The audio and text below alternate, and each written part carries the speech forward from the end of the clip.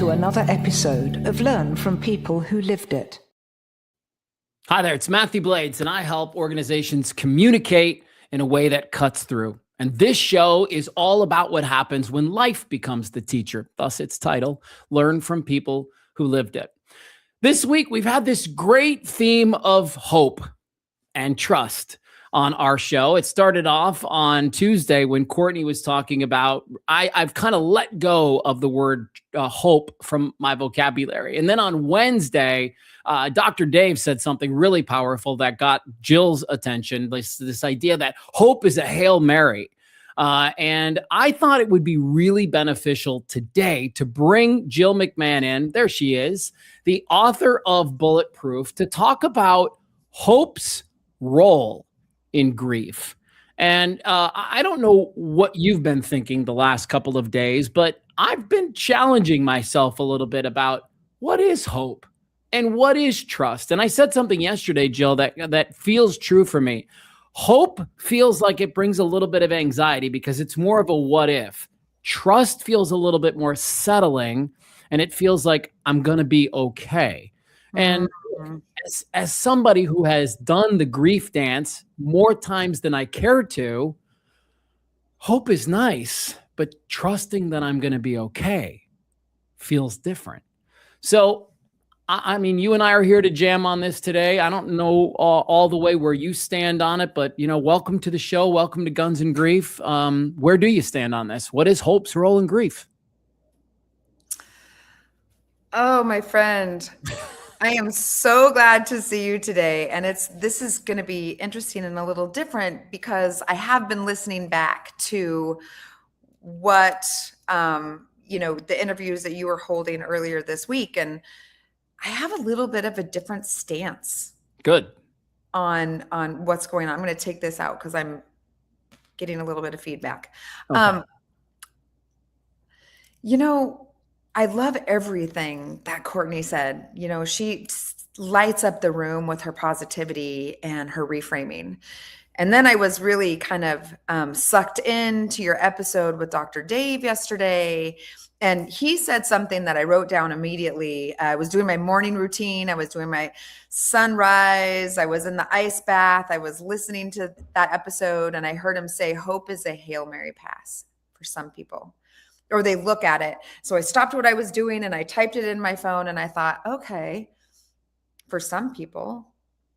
But for my population, remember, I'm rainbows and sunshine. My life is death and dying. I work with individuals that are either grieving catastrophic losses or that have experienced trauma that we couldn't even imagine. And this topic to them would look very different, Matthew.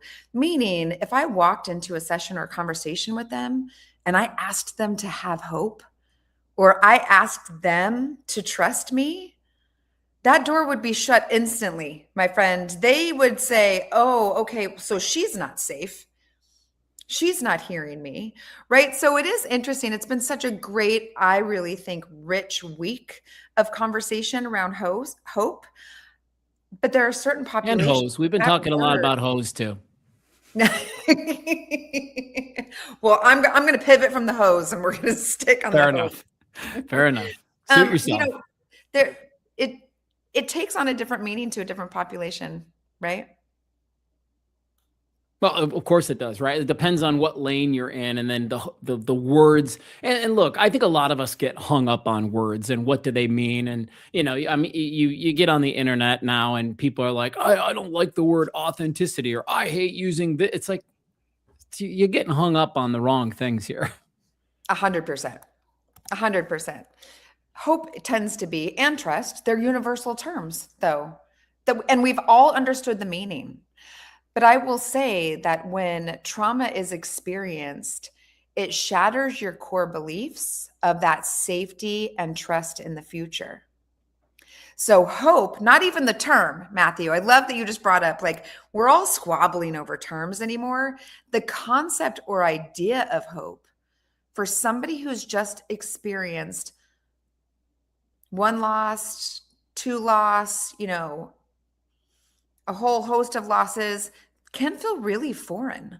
I was thinking of you to some extent as I was preparing for this, because I know that a couple years ago you had two very enormous losses in your life, somewhat back to back. And although you and I have mentioned this before, as we were talking last week about the event that occurred in your life last week, you come at a lot of these episodes of strife from a place that not everybody has as their foundation, right? You've done your work, your foundation is relatively strong. But can you remember any moments during those two losses? You lost your best friend, you lost your mom, feeling like hope was just an idea that other people held on to and that you couldn't have it in that moment? Yeah, you say things like, I hope he's going to be okay, or I hope she's going to be okay, or I don't know, I hope this doesn't hurt as much as I think it's going to. I don't know. Yeah, you're right. It finds its way into those moments a little differently. So remember, for some that's had that foundation that's been shattered, and let's talk neurologically now, right? Okay. I'm talking about the brain, and we've talked a bit about the nervous system and what occurs after a trauma. Again, I am the suicide and gun violence lady, so these are symptoms that I am used to witnessing every day. But when something say you're grieving, it could be anticipatory grief. It could be grieving the diagnosis that you have. Yet your loved ones and your neighbors, who are very well intentioned, are telling you to hold on to hope, right? And you're looking at life through a different lens. But remember, neurologically, there is something chemical happening. Your brain is trying to protect itself. And so when your foundation of safety is destroyed, you get stuck in that state of fight or flight, which then conversely shuts down. And now you're in a state of numbness. So when we cling on to concepts, or when we share concepts of hope and trust, the brain a numb brain can't feel positivity. Right? So, every week that I come on here with you, I've told you and I've promised the listeners that I'm always going to be real. And I'm always just going to tell it as it is, because the topics that we're talking about are really important. And I think so much of our culture doesn't know what to do with suicide and gun violence and trauma. And we're uncomfortable as friends and family members. So we've tiptoed around it. And we try to use these comforting platitudes. But what I've learned through working with these individuals is those platitudes will only disconnect a griever from their supporters. Because as soon as somebody comes in to a conversation with, you just have to trust God. He has a plan. I don't know what that is, but he has a plan. And you are in a state of fight or flight. And your brain is shut down to protect you because its safety has been taken away. What you hear is like, oh, that person doesn't get it. And so not only am I scared to death, not only do I not understand what's happening in my own agency, in my own body, in my own environment, now I know that my support system can't comprehend it. So I'm even more isolated than I thought I was before. There's disappointment. Go ahead. This is worth repeating, because people get tripped up on this part all the time. Like, what do I say to somebody? And I feel like you and I could come on every week and we could do this thing, and it would be the most helpful thing that we did for the rest of our lives. When somebody does lose somebody in their life of significance, uttering phrases like, trust God and he's got a plan and he's in a better place. Like I want to punch you.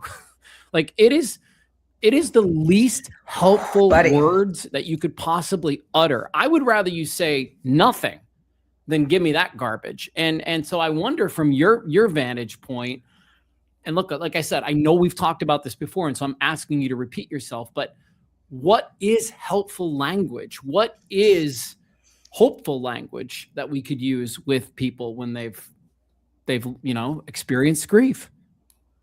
I would much rather that somebody walk into a conversation and say, "Hey, I don't know what to say. Mm. I'm just thinking of you. I don't know what to say."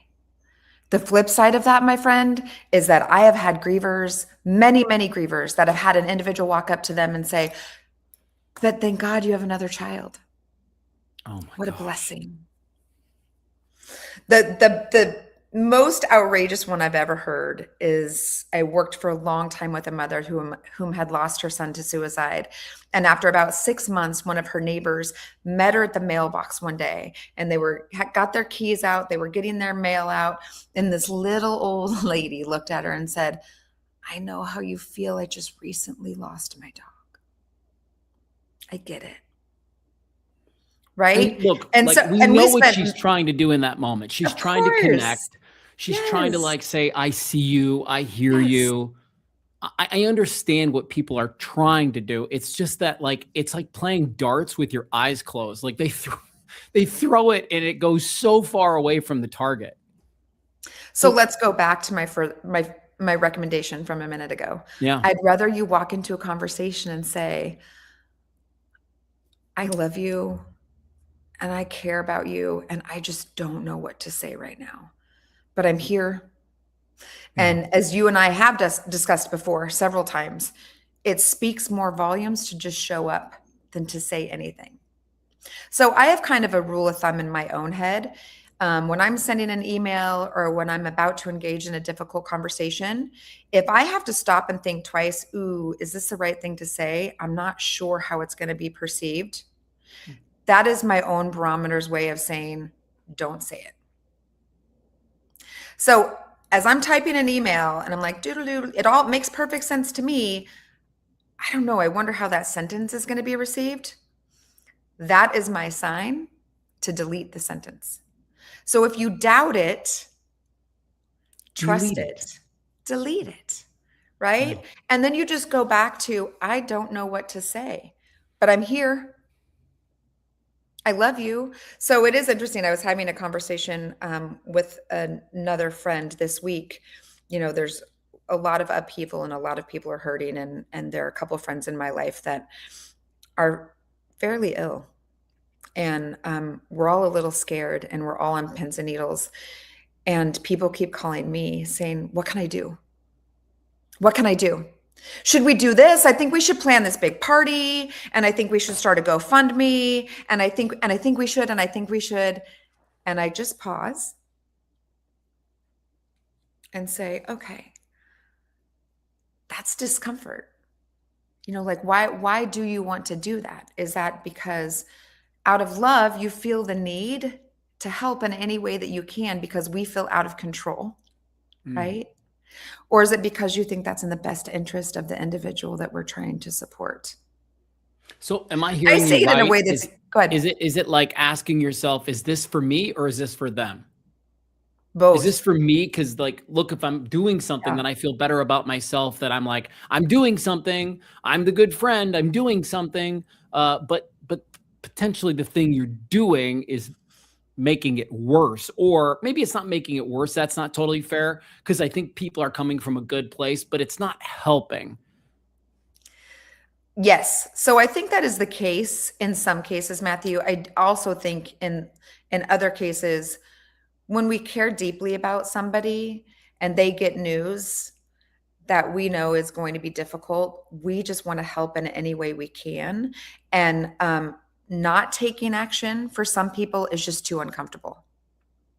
And so I think most of us need to realize that sometimes we need to stop and pause and wait for the person in the center of the tragedy to tell us what they need before we just jump into the deep end and start fixing things for them without asking if that would be helpful to them, right? It could be that we're only creating more chaos in their life. Right. And Just that's becomes our another thing they have to disease. do. Yeah. Correct. Right. So did you just hear me use the word dis-ease? Like it's just being uncomfortable. Most of us want to act to fix. And if you can just sit in your discomfort and take a minute and really observe and watch. If we're going back to that example of the mothers that have lost children, instead of saying, well, thank goodness you have another child. She really needs you. She'll give you reason to live. That's discomfort, right? That's trying to find anything I can, pull anything out of my back pocket. I am so desperate right now to say the right thing or to provide some type of hope that I'll just say things that are, wow, probably only going to add salt to the wound. And I may not know that, but I just feel the need to react or respond in some way. If we could just pause and be with the other person, because I'm going to tell you right now, anybody who's just lived through a trauma, is in the middle of anticipatory grief, has just lost somebody, they don't know what they need. Right. And so as those that are surrounding them, we are so eager, which is beautiful. We are so eager to help or assist. And we just say, tell us what you need. They don't know. And the same way that we don't know. So it's okay just to sit in the discomfort. That's what we're not good at. 100%. As we wind down, we've got just a couple of minutes left. You sent me a note earlier today and you said, there's some baby steps that we can take. There are some things that we can do. And I always like to leave people with a little bit of some sort of actionable things. And one of the things that's coming through me right now, and we don't have to talk about this if you don't want to, but is, look, when I'm speaking to groups and I'm out working with folks, I'm in like that business world, right? And I'm helping people with conversations around business, but I would imagine conversations around grief could be challenging at the workplace as well, because, there's this balance of like, I'm trying to be professional and maybe this isn't my best friend. It's just somebody that I like at work. Do you have anything? Would it be worthy of talking about how to handle grief at work? Or do you feel like that could be a whole other podcast that we tape? Oh, I think that could be a whole other podcast, but Okay, I'm then just I'm going to going to leave write you it with this down. little nugget. Write it down. I'll leave you I'll with write it down and nugget. let's come back to it. Why don't you talk about the baby steps as we walk? Baby steps. As we Okay, wrap up. let's go. So, for those that are hurting and are trying to heal, and the world around them is saying, you just have to have hope, right? Trust in God. What I want you to hear me say is that hope and trust can't be forced. And that until the nervous system settles down, so that fight or flight that we talked earlier, you've gone offline, right? It's been involuntary. But until the nervous system comes back online, you won't even be able to hold the concept of hope. But that's the great thing about the biology of the brain. It's just biology. The nervous system will calm down and your brain will come back online, right? I would say your best avenues right now are to focus on managing small goals in your life. Reconnect with the things that make you feel safe again. Nobody else gets to tell you what that is. It could be something childlike. It could be going to bed at 7:00 with that quilt that your grandmother made you and rocking yourself to sleep. Because right now, that makes you feel safe. It's taking stock of what's going well. Matthew, so many of us were in the depths of sadness and despair. Stop taking stock of what is going well. And that's a big deal. We need to start noticing the small things. We need to notice that today, nothing catastrophic happened. Today, I didn't get a phone call that anybody was ill. Oh my gosh, it's been 4 days now, and I haven't gotten into a car accident. The bill collectors haven't come to take my house, and nobody in my life has died. I know that sounds silly, but it's really not silly, because when you're in that frame of mind and when you're in that despair, everything looks hopeless and dark. And that's because you're forgetting to remind yourself, when a boring day occurs, you guys, that's a gift. A boring day means nothing horrible has happened. Nothing notable has happened. Lastly, connect with other people that have experienced similar traumatic events or losses as yours, and that are maybe a little bit further in their healing journey. So you can look at their progress and realize that there actually is hope for you, because there's always hope. There is actually always hope. You may not be able to recognize it right now because your brain is offline, but be patient. Tell everybody around you, all of us that are well-intentioned do-gooders, to be patient with you, and that your timeline is none of their business. Jill McMahon is a gun violence survivor and grief counselor and author of Bulletproof. She's with us every single Thursday for Guns and Grief, and really just one of the most unbelievable assets that we have here in the world when it comes to this subject. Thank you guys so much for watching. Don't forget to hit the like and subscribe button. We're growing this channel where we've been doing this podcast for 4 years, but we've just moved it to this video version that we're doing every single week. And we'd love to see as many people as they can come to the party, because I really believe in my whole heart. And I've said this since I left the radio station. I've said, everybody is a sequence of words away from life making sense.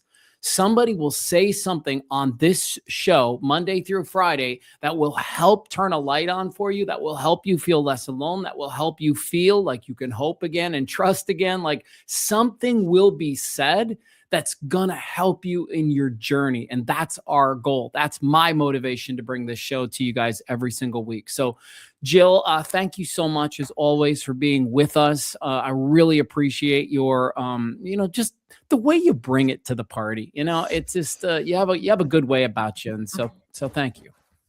Love you, my friend. Thank you for always trusting me. All right. Sounds good. Everybody, thank you again. And we will see Bye, you guys. tomorrow for Feel Good Friday. Have a great rest of your Thursday. Thanks again for watching.